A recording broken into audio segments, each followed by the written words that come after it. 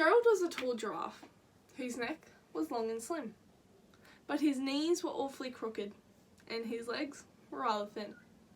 He was very good at standing still and munching shoots off trees, but when he tried to run around, he buckled at the knees. Now, every year in Africa, they hold a jungle dance, where every single animal turns up to skip and prance. And this year, when the day arrived, poor Gerald felt so sad, because when it came to dancing, he was really very bad. The warthogs started waltzing, and the rhinos rocked and rolled. The lions danced a tango that was both elegant and bold. All the chimps did a cha-cha with a very Latin feel, and 8 baboons then teamed up for a splendid Scottish reel. Gerald swallowed bravely as he walked towards the floor, but the lions saw him coming, and soon they began to roar. "Hey, look at clumsy Gerald," the animals all sneered. "Giraffes can't dance, you silly fool. Oh, Gerald, you're so weird." Gerald simply froze up. He was rooted on the spot. "They're right," he thought. "I'm useless. Oh, I feel like such a clot." So he crept off from the dance floor and started walking home. He'd never felt so sad before, so sad and so alone.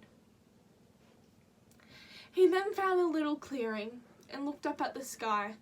"The moon can be so beautiful," he whispered with a sigh. "Excuse me," coughed a cricket who'd seen Gerald earlier on, "but sometimes when you're different, you just need a different song. Listen to the swaying grass and listen to the trees. To me, the sweetest music is the branches in the breeze." So imagine that the lovely moon is just playing just for you. Everything makes music if you really want it to. With that, the cricket smiled and picked up a violin. Then Gerald felt his body do the most amazing thing. His hooves started shuffling, making circles on the ground. His neck was gently swaying, his tail swishing around. He threw his leg out sideways and swung them everywhere.